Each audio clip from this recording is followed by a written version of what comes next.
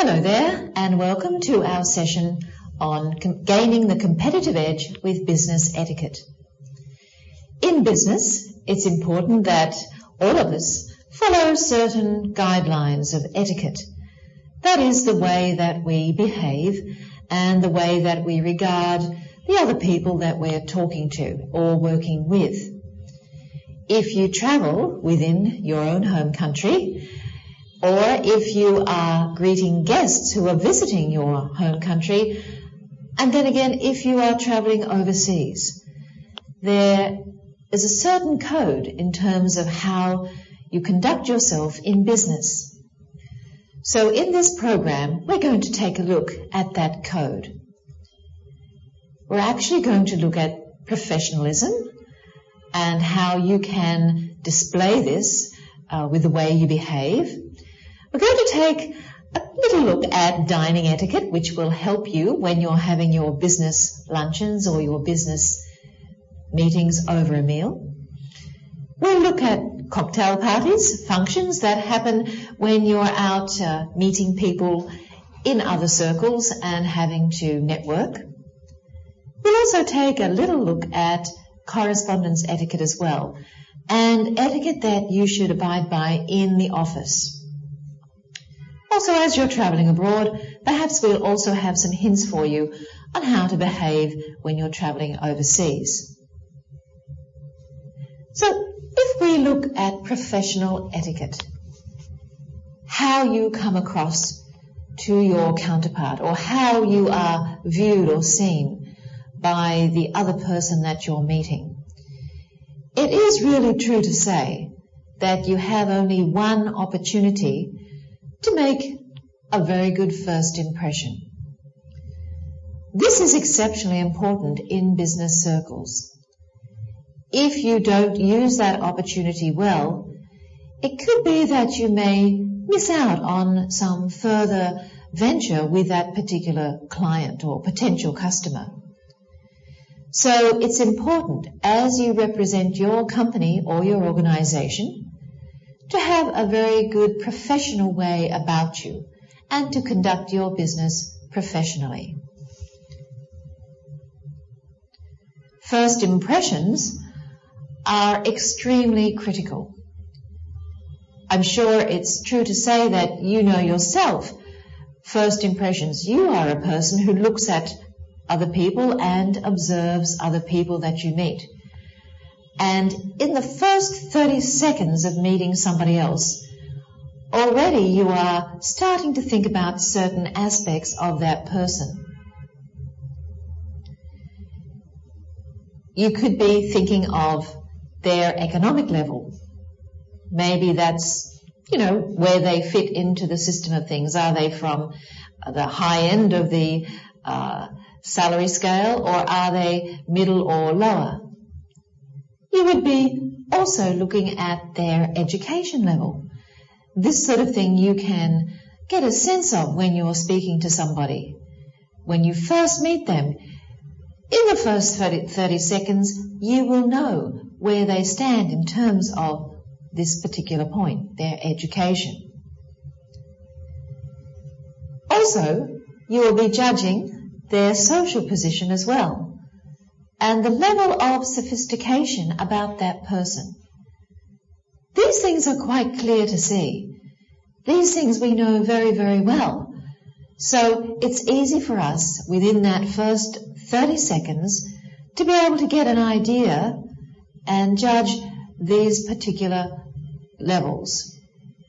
Also, you'll get a feel for whether the person you are meeting or shaking hands with or having a discussion with has a certain level of success about them. So within the first 30 seconds of meeting someone, you are able to establish some very key things about a person. It could be that these will unravel in more detail later on as you talk to them. But basically, you do get a feel, you get a sense in the first 30 seconds of meeting someone about these particular aspects of them. Think about the last time you met somebody new. Try to go back to that in your mind. What were the things that you thought about? What were the things that you started to think of when you met that person? Within the next 4 minutes, 30 seconds, you have established some things about the person that you're talking to. In the next 4 minutes, within that 4-minute time frame, you will decide whether you feel that you can trust that person to a certain extent. You will think about the feelings of compassion, whether that person has compassion, whether that person seems to be a reliable kind of person, whether that person has a certain level of intelligence. You will begin to understand more clearly within the next 4 minutes the capabilities of that person as well, their skills and their abilities in terms of what they're able to do and offer. You'll get a feel also for whether they are a humble kind of person, friendly, and whether indeed they are a confident kind of person as well. So the first time you meet somebody, it's quite amazing that within, say, 5 minutes total, you are able to get quite a feel about a person and be able to begin to understand them and decide whether actually you want to go ahead and proceed further with discussions. So first impressions are absolutely critical to meeting people. And also, you are looking at people when you meet them, and don't forget, they are looking at you when they meet you. It's not a one-way street. There are two sides to this. Do first impressions last? Well, the answer to that is a simple yes. They are very powerful, and they stay in our mind very, very much at the forefront of our minds. It's because our first impressions are made with our emotional side of our brain, not our rational thinking, cognitive side of our brain. So we are using emotions to make all these judgments or gain these perceptions and feelings. Once we have, however, made these decisions or made these observations, our rational brain starts to validate them. And that's what happens when later on, when you begin to talk and begin to meet further, then your analytical part of your rational brain starts to validate the person that you've met, to validate what you are hearing and seeing.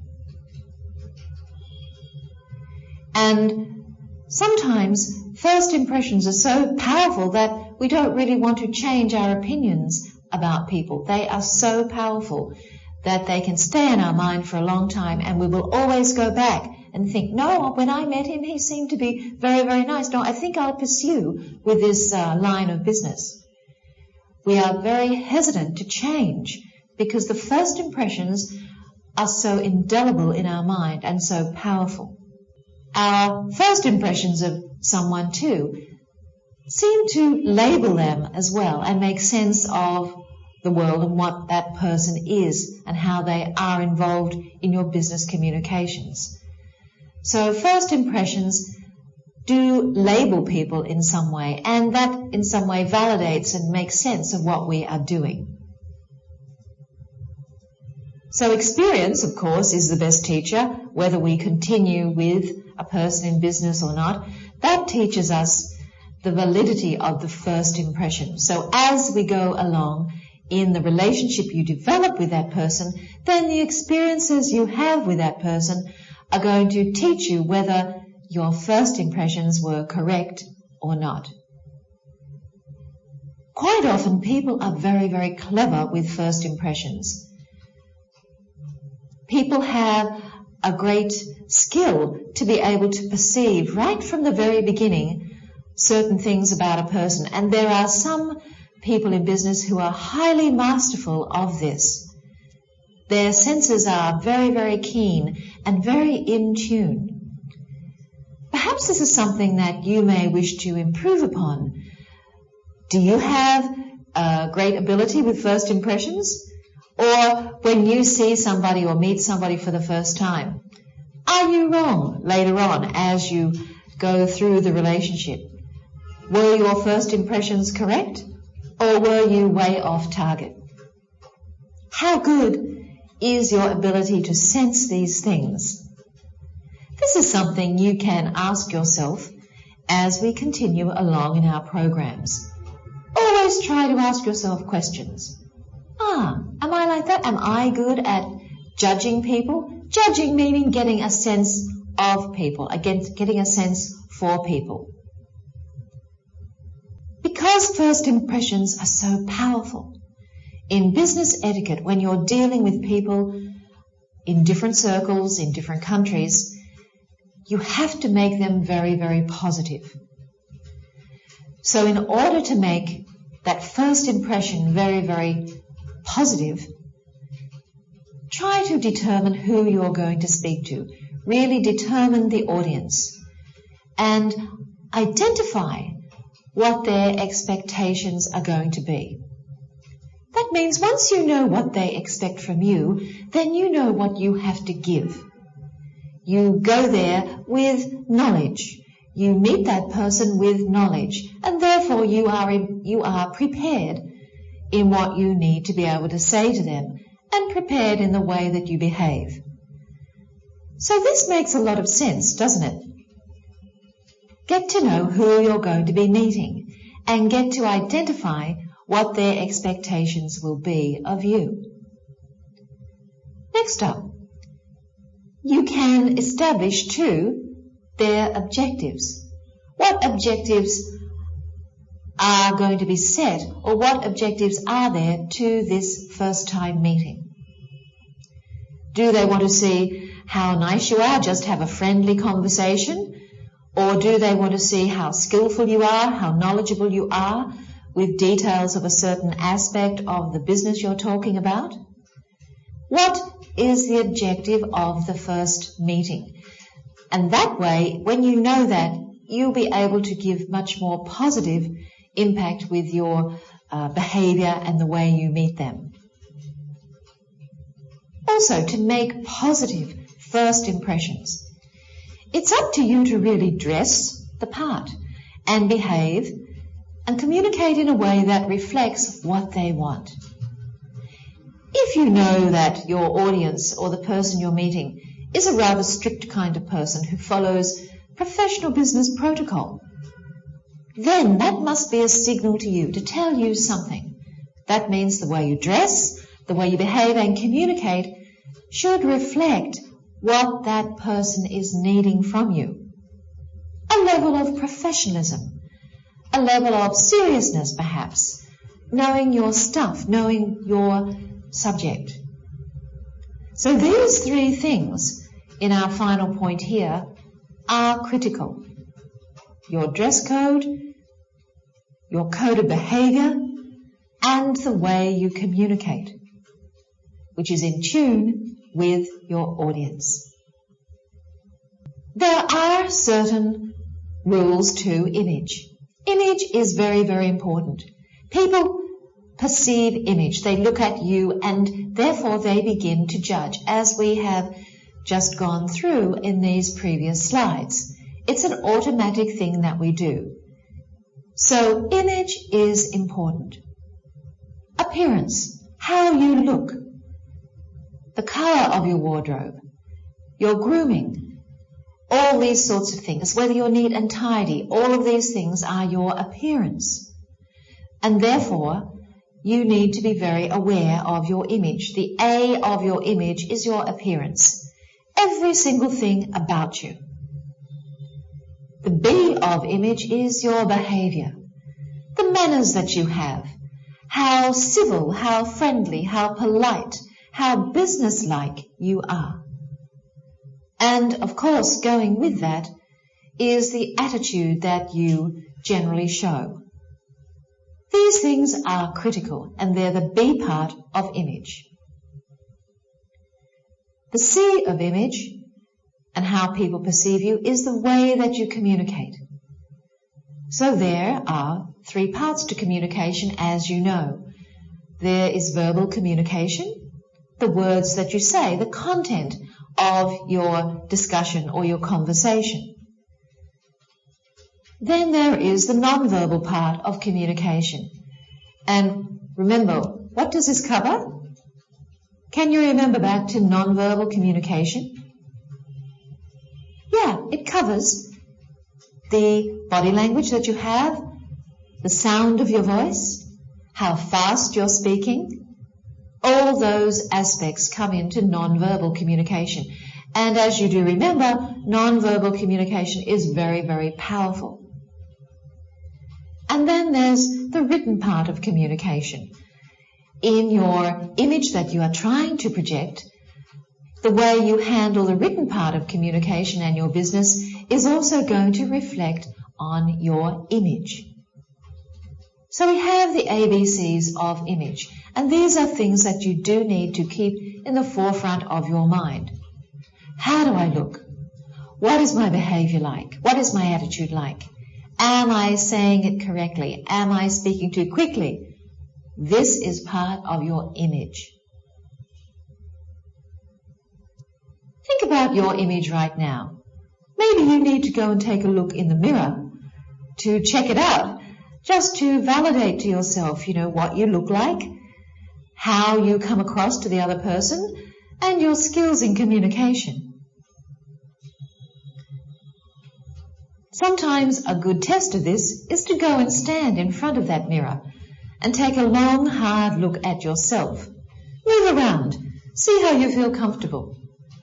Start to catalogue in your mind how you look, your appearance, your behavior, and your communication styles. As we move forward in talking about business etiquette and being professional with your customers around the world, or being professional with people who come to your country here to visit you on business, there are certain tips that we can give you to help you in terms of your dress, your appearance, which is the A of image. And to be quite truthful, in business, generally, if you are wearing a suit, that indicates and reflects rather a professional look, a professional image about you. Suits can vary, and of course, you can tell the difference. A dark suit gives off a greater sense of seriousness or business-like approach rather than a light-coloured suit. Dark suits, either navy or blue or medium to dark grey, are perfect. They will send off a message to the person who's meeting you that you have a certain level of professionalism about you. You are business-like. So this is a good starting point. And your shirt, that is the underpart of your suit, your shirt. If it's a long sleeve blue or white shirt, that also is the mark of a professional look. These are guidelines for you to follow, by the way. If, of course, you prefer to have a shirt that's got a bit of a pattern in it or anything like that, then that's fine, so long as it looks smart, so long as it looks crisp and it's neatly ironed and professionally looking. So your tie as well is something important. Some people these days think that, okay, it's all right not to wear a tie. That's probably very true, depending on the situation.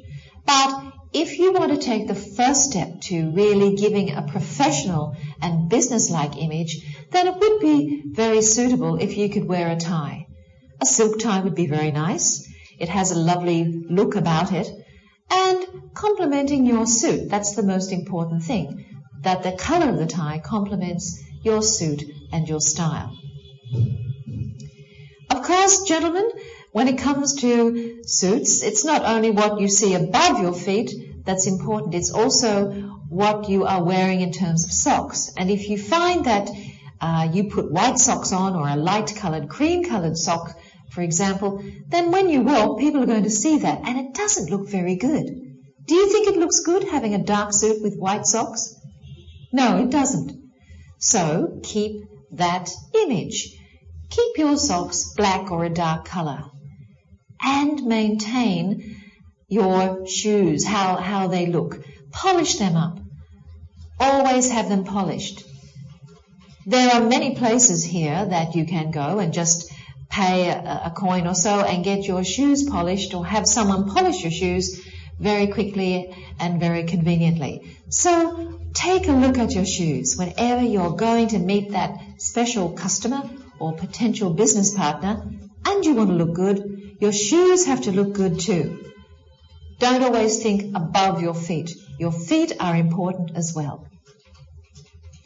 So also have a matching belt. These are accessories which add to the professional look of your style.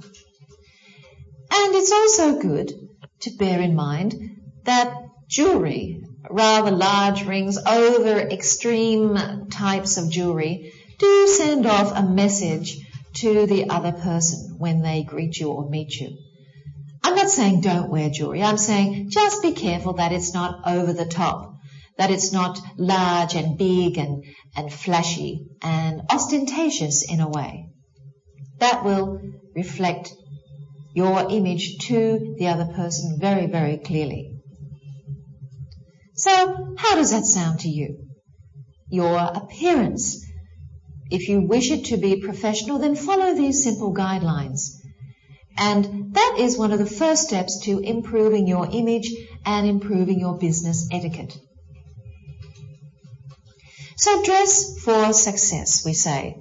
Here we have a collage of some different styles that you can wear. Some of them are more casual. It depends on how your relationship furthers with your business partners. And of course then you will get a sense for whether you can relax or whether you can maintain the dark suit right at the beginning.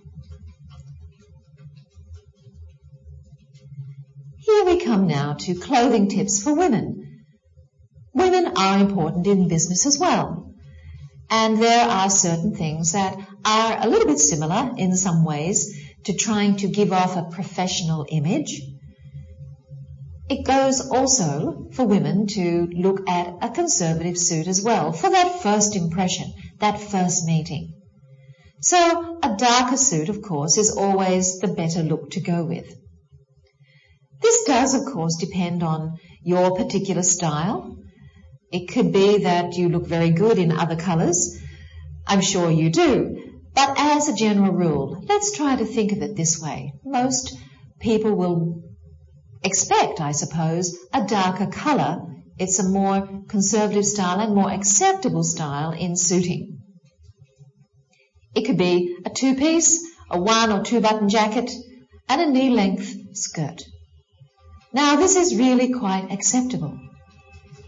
Sometimes it's also acceptable if women wear pants or trousers that match the suit. So they're wearing indeed a gentleman's kind of suit. So that is also very acceptable and appropriate. Again, when we look at the blouse, it could be that light coloured or white is also very appropriate. And to make sure though that it's not low cut, revealing too much flesh, okay, make sure it's not low cut, that it's quite conservative and attractive to the eye.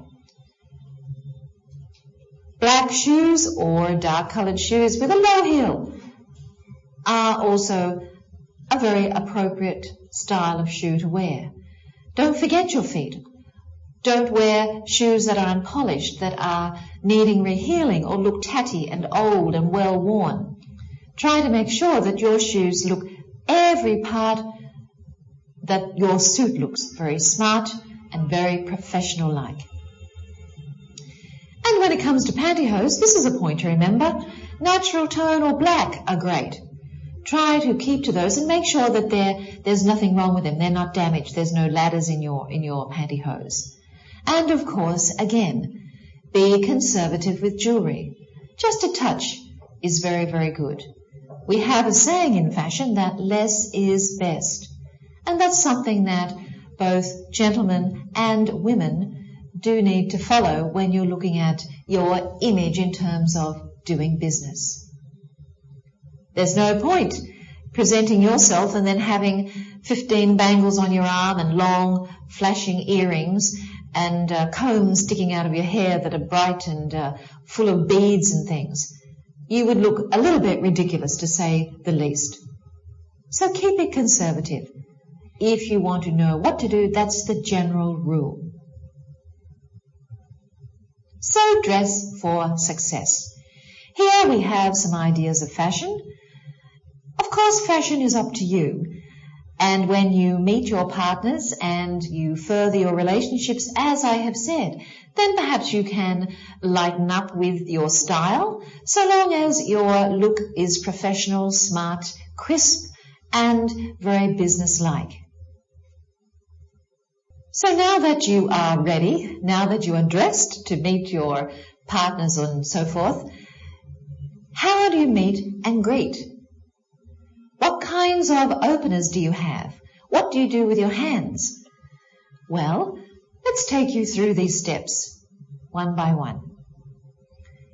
As a general international greeting rule, people shake hands.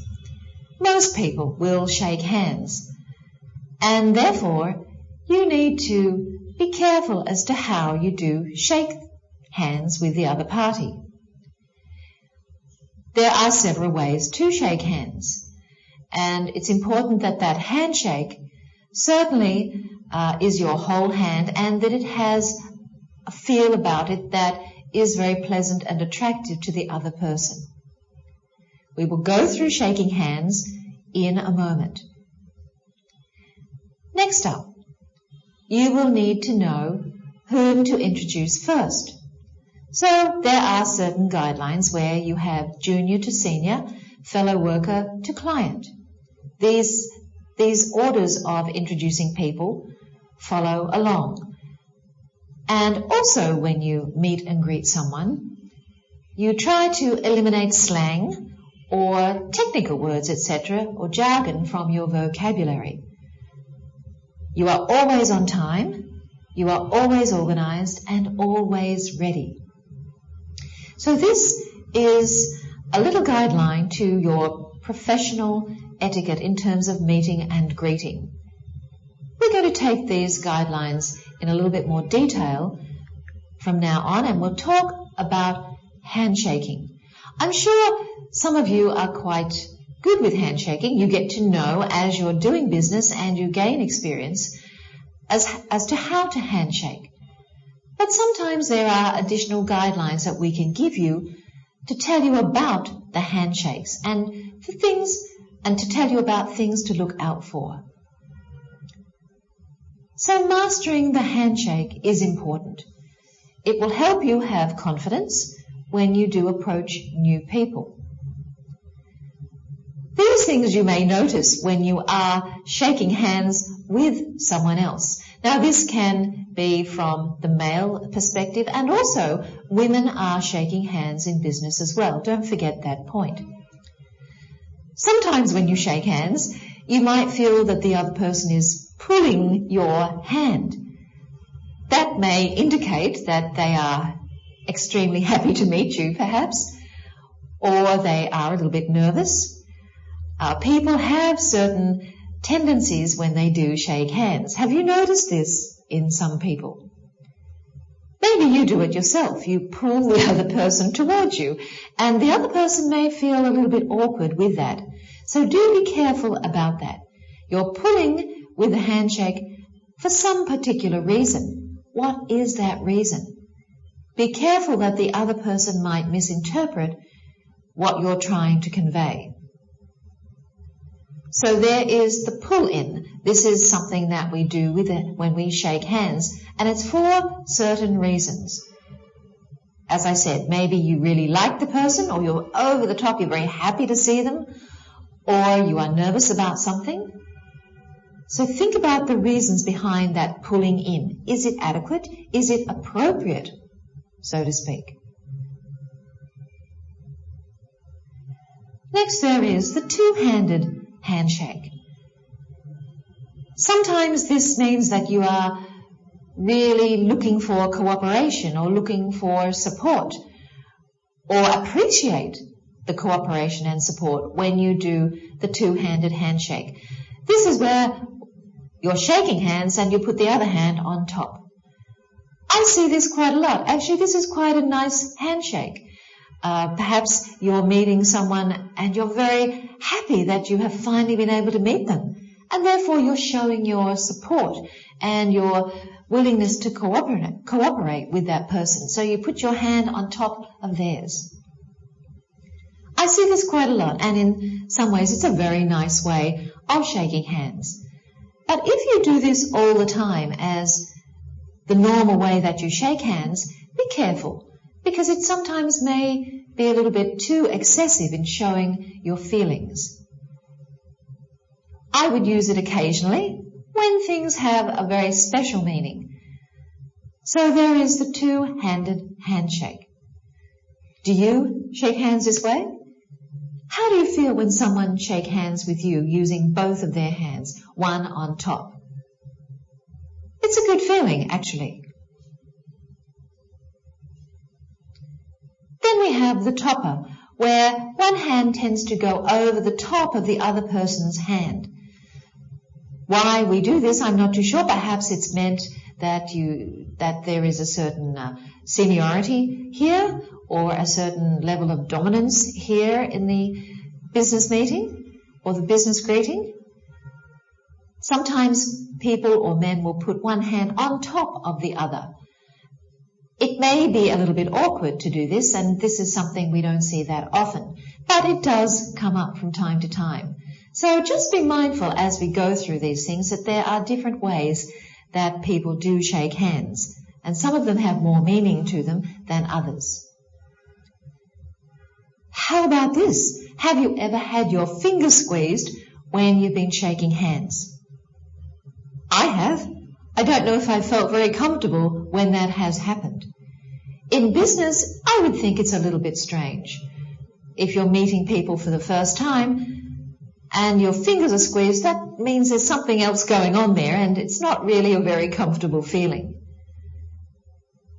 I do know that people who have their relationships going along and perhaps they're meeting each other and they squeeze fingers, it means that they're really happy to be together and they're enjoying their relationship perhaps. So these things have different meanings. The finger squeeze. Also, sometimes people get very excited and very enthusiastic about meeting that they tend to break your bones in your hands with their over-enthusiasm. It's nice to have enthusiasm, of course. And sometimes when this happens, your tendency is to pull your hand away because, there's a bit of pain there. Have you ever had somebody crush your bones or have such a tight grip that it's been a little bit painful? Look out for these kinds of handshakes. They may make you feel a little bit awkward. And if you take on these approaches as well, the other person may feel awkward. So think about the way you shake hands. Sometimes actually your handshake reflects a bit of your personality, and that in a way is who you are. But please do remember, when you're dealing in business, that you do have to tone down some of the excesses of your behavior. Remember, handshake is a behavior, and look very carefully at the way you do shake hands with other people.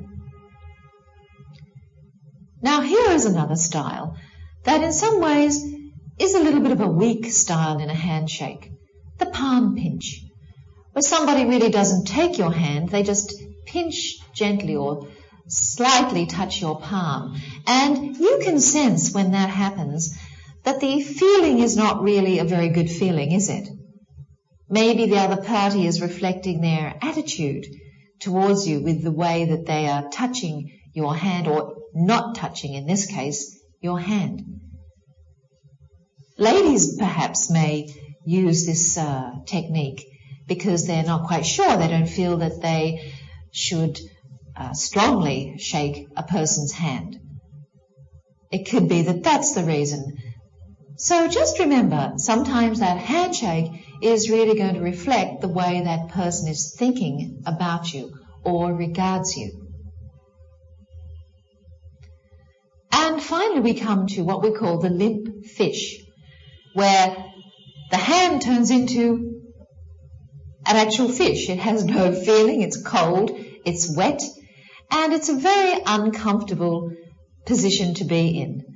As you can see, the look on this gentleman's face here is not very positive, is it? He's wishing he probably never touched the hand of the other person. So when this happens, we start to judge. We start to use our senses. We start to, in the first 15 seconds and then the next 4 minutes, make up our mind about that person. So can you see by now that the way we project ourselves when we meet somebody with our handshake can really have a lasting impression? It's one of the most important things in our first impressions of other people. So the proper handshake. What is the proper handshake to have? Let's take you through this point by point. The proper handshake is firm. Okay, that means quite strong. Firm, but not bone crushing. Try to remember that. Not bone crushing. It can be firm without injuring the other party. The firm handshake, the proper handshake, should also last about 3 seconds. 3 seconds is long enough. After you've perhaps touched the elbow of the other person while you're shaking their hand, then you can take your hand away from the elbow, even if the introduction continues. Then you can release your hands. So the point here is a firm handshake, about 3 seconds. You can touch the elbow of the person and then after a little while, release. A firm handshake, a proper handshake, also includes very good eye contact with the other person. Now this is important. If you do not have any eye contact, then that handshake is lost forever. It has no meaning. So eye contact goes hand in hand, we could say, with your handshake. Good eye contact, meaning not staring them out, but being very pleasant. Have an appealing look about your eyes, making sure your eyes have a comfortable look about them. And this goes hand in hand, remember, with that handshake. Don't look at the floor. Don't look at somebody else. When you're shaking the hands of somebody, you look directly at that person. If you are in a situation where you have a drink in your hand, a cup of coffee, and something else at a function, and someone comes up with you to shake your hands, then hold your drink in your left hand to avoid giving a cold handshake from the ice or the temperature of the glass of your drink. You don't really want to have a wet hand or a cold hand when you shake hands with someone. That's a small point, but it's a good point to remember.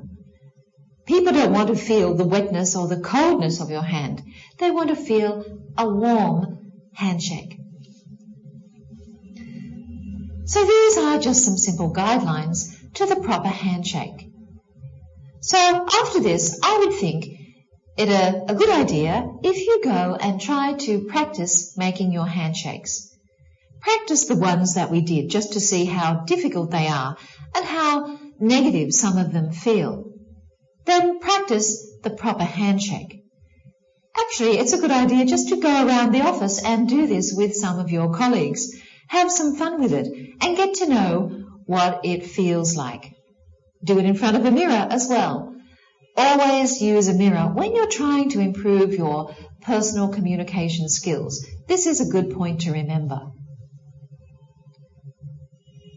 So the next part. Who introduces who? Meeting and greeting. Who says what to who?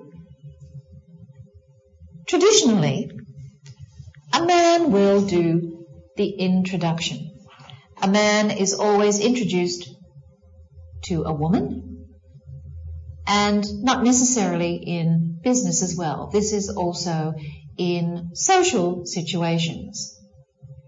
The man is always introduced to the woman first. The highest person of rank is mentioned first, normally too.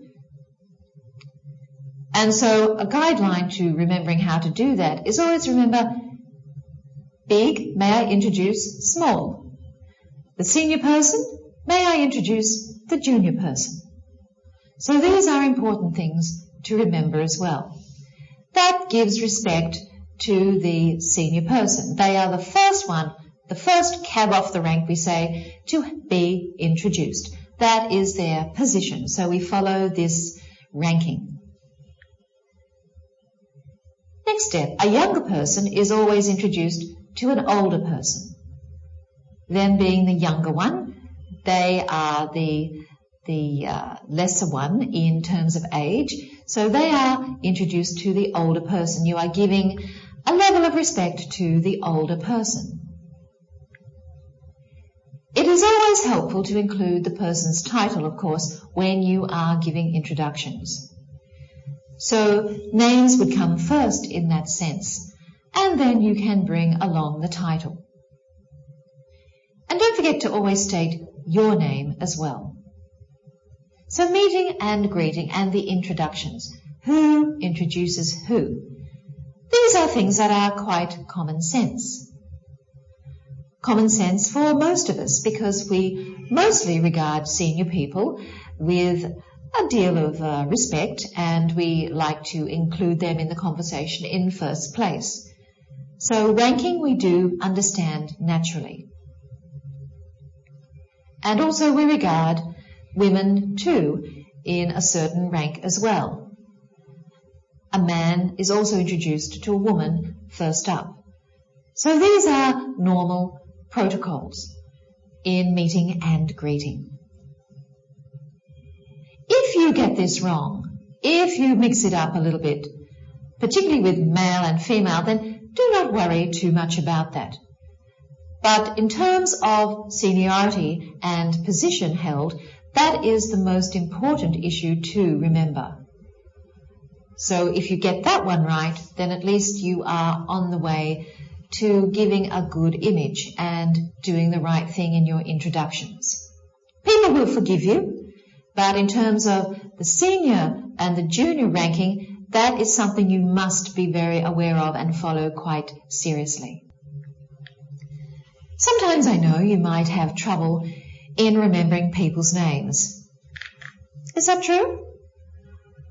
I think it's probably true of a lot of us. There is a minority who is exceptional at quickly remembering names, but for many of us it is difficult.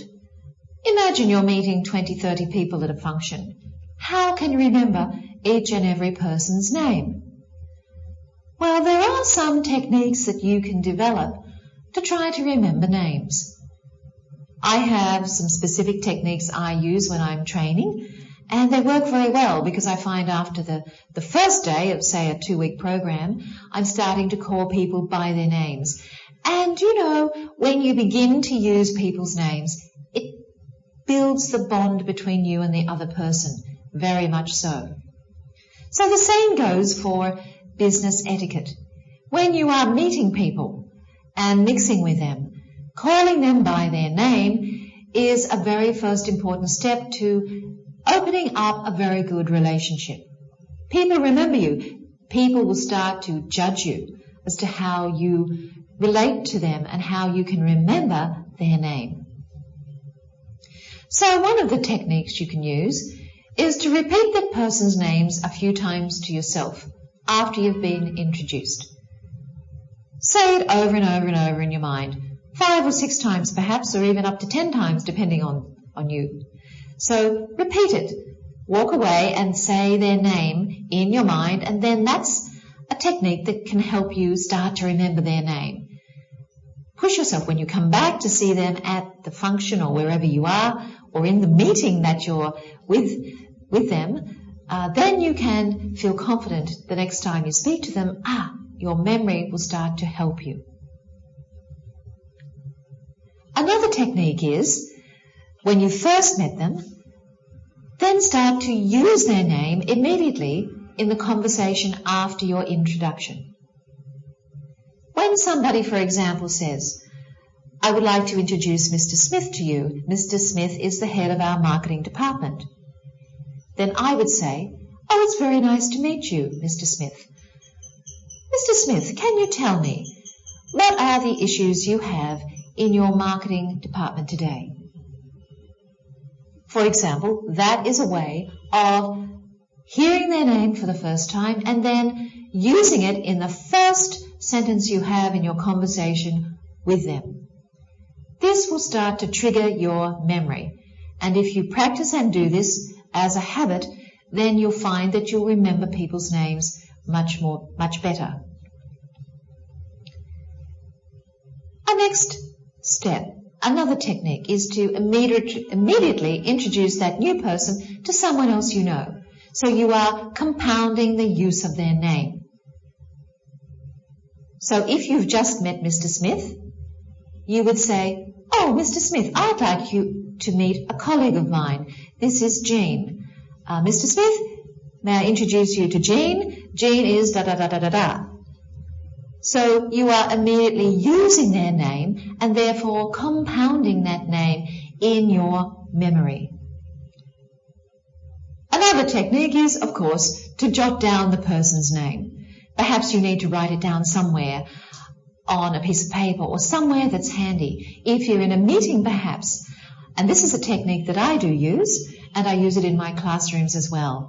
I have paper ready at my side where I can write down things I need to remember, and I write down a person's name on that piece of paper in capital letters, so then I can recall it and glance at that paper whilst I'm conducting the session or talking throughout the meeting.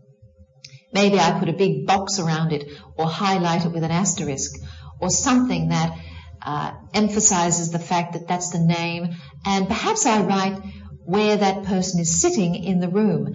I draw a little sketch of the table, perhaps in the meeting arrangement, if I've found I've had trouble trying to remember the name.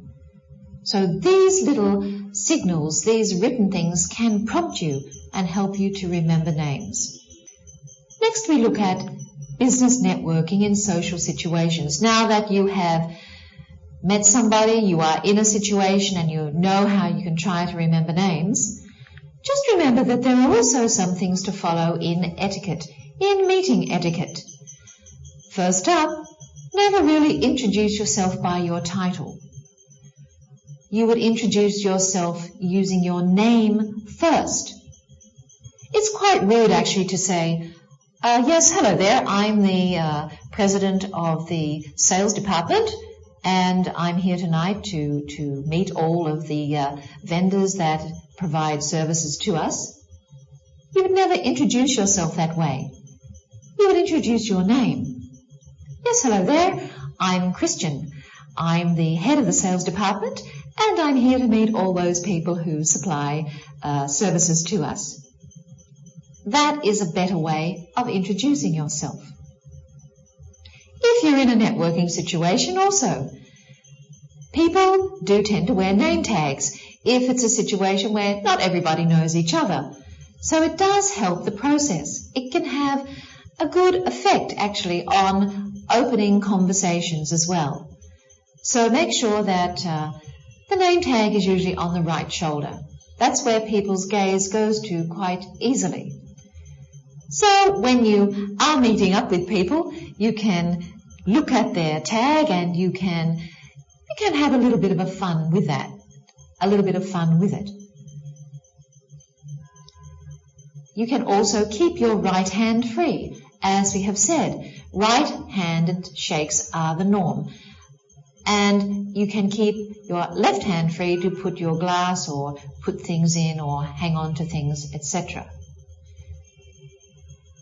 Normally when you're meeting people in other circles as well, it's good to stay informed of the current events. Current events perhaps of that company, current events of news. These sorts of things are very handy to be able to open conversations with. Current events of what's happening in the world today. These will help you with your opening statements or your icebreakers, so to speak, when you're working in social situations. People always like to have a little bit of a chit-chat first, prior to talking about other issues. And this will help you feel at ease and build up your confidence if you tend to be a little bit nervous in meeting situations. And the other important thing too is to maintain that eye contact. Always remember, people look to you and they look to your face, and you do need to ensure that you've got a nice look about your face, and perhaps that you can smile a little bit and show your warmth through your facial expressions. Indeed, when you are meeting people, respect is something that is important to show. You've never met this person before, have you? So therefore, you want to create a very good image, a very good first impression. So, in terms of meeting people, it's a general rule and a good rule to always use last names with customers, unless they are about your age or your rank. So this is a polite thing to do. Use last names. Mr. So-and-so or Mrs. So-and-so. These are very important ways of gaining respect. Later on, of course, as your relationships develop, then of course you can work out more appropriate ways of referring to each other. So give respect to your customers. They are your customer, and it's important that they feel acknowledged and respected. Another thing is don't keep customers waiting. When you're in a meeting situation, don't keep the customer waiting. Always attend to them.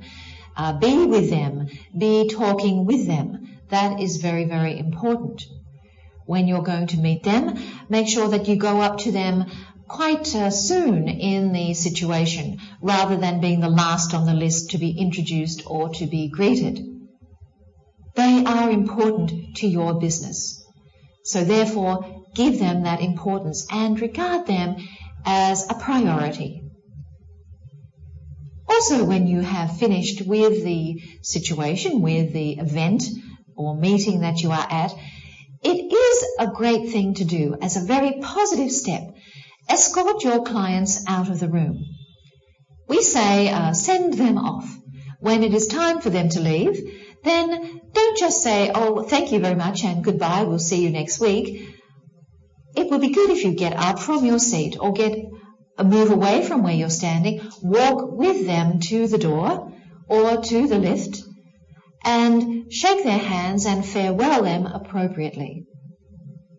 You know, this is a real mark of being professional and having great business etiquette.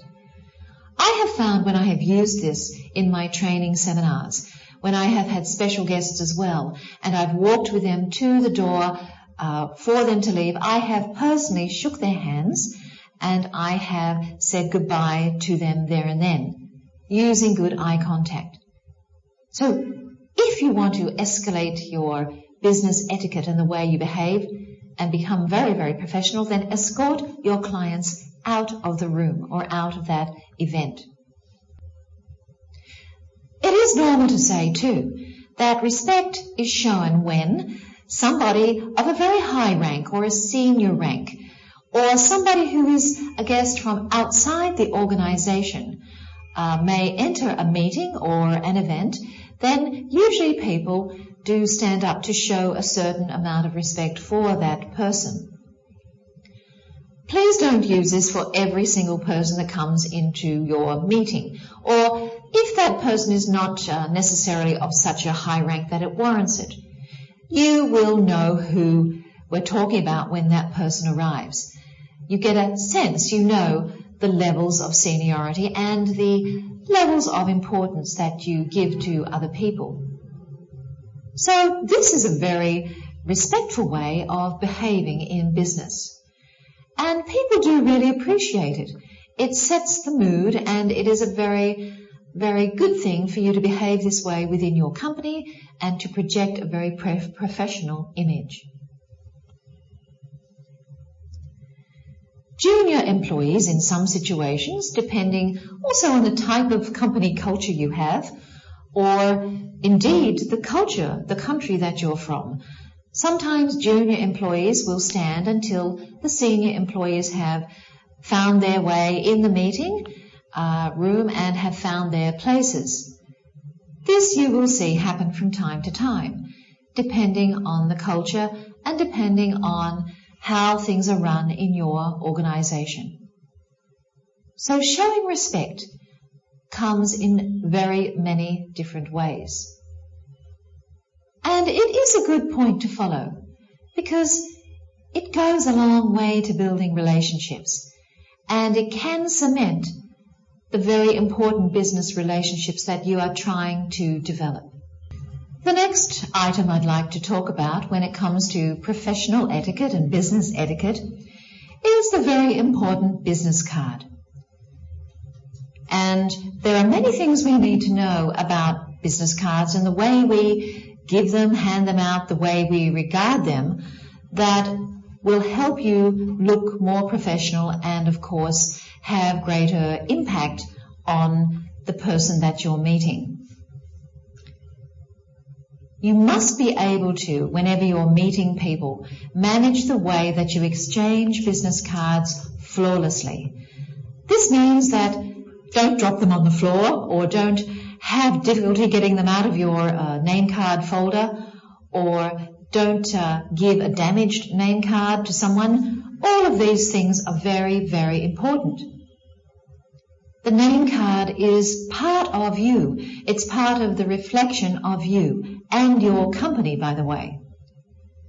So the thing is to always make sure that you have a supply of cards. Don't run out. That is important. Don't go to a function or to any meeting whatsoever without a big stack of cards in your card holder or on your desk. Have them available, etc. This is one of the things you must prepare for in any situation, for meetings or seminars or networking or functions that you attend. Even if somebody visits your office, perhaps they're coming to meet you about a problem or meet you and introduce new vendors to you, then you do need to have a supply of cards available. So always make sure you have them ready and you have the printers ready, having stacks printed for you and in your drawer. So the thing about business cards is sometimes it's best to ask for someone's card before offering your own, if you're in a meeting situation. Sometimes, though, you can give your card if after a conversation you feel that you'd like to give that card to them. But if you're greeting and meeting people, it's quite okay to say, oh, have you got a card? Do you have a card on you? May I have your business card? And they will say, oh, yes, of course, here it is. Usually you would like to get theirs before you give them yours. That means that you've got information about them and you are more prepared then to be able to continue the conversation. Of course, that does vary with the subject and the situation and the informality of where you are. And when you present that card, present it face up. Make sure that you are aware of whether your card, the card you're presenting, is face up or face down. You might be a bit nervous or you might be jostling for things or trying to put your glass down, etc. But do make sure that you don't make that mistake. Of course, you might be able to have a bit of a laugh about it, depending if you know that person is not going to mind. But if you want to make that a very good first impression, make sure the card is up the right way. The other thing about business cards too is take time to look at a received card. You don't have to read it out aloud or anything like that, but just acknowledge that card and glance at it and the position, and you can sort of reaffirm that with the person that you have just met. Perhaps it could be the icebreaker in the beginning of your conversation. Some things on that card may prompt you to say something or acknowledge or begin to talk about the company, etc. So it can be used as a conversation tool as well. But always look at it. If you don't look at it, it means you've just disregarded that meeting, that introduction that you've just made. It feels a little bit rude to the other person. If someone doesn't acknowledge your card, I'm sure you have noticed, if they don't look at the card you've given them about you, you feel a little bit put out, so to speak. You feel that, they just quickly put it away. Perhaps they don't want to remember you. Another thing about business cards and business card etiquette is that you never turn down an offered card. Always take it. Always accept it. Even though you feel you may not really be doing any business with that person, or you actually don't particularly like that person. This happens too, doesn't it? The thing is, you must accept that card. It is a matter of courtesy and a matter of respect to the other person. What you do with that card privately later is your own doing. Be selective also too when you are distributing your cards. If you distribute your cards to each and every single person and the cleaner standing at the doorway and the other 3 people in the committee who really have no bearing on what you're doing with that particular client, then you are really being a little bit wasteful and not really being assertive in a way, in the way you approach your business. You don't need to give a card to each and every person. But do be careful, in some cultures, you don't also wish to offend the other side, and you may have to give a card to each and every person on the other side. Just be mindful of when it is another culture that requires to receive your card. But do generally be careful as to who you are giving your cards to. And as I said, be aware of the international card etiquette. There are cultures which revere the card. For example, in Japan, the business card is certainly revered as part of the greeting process, the introduction process. So do treat them very carefully. Don't really take a business card and then just quickly put it in your pocket. Put the card in a folder. Put it in a place that gives it due respect. People watch as to where their business card goes, by the way. People watch what you do with it. They watch how you handle it. I saw one time a person who was shuffling looking for a pen, and once he had received the business card, he just put it in his mouth gently to hold on to it while he was looking in his pockets for something else. Now, to me, that is a very rude thing to do to that business card, and indeed to the person who gave it to him. So do be very, very careful. Some cultures will be insulted. Some individuals, regardless of their culture, will be insulted if you inappropriately handle the card. The card says who you are. The card is the face of your company. The card and you go together when you network, when you introduce yourself. So therefore the card is part of you, and it must be treated as such, treated in that way as well.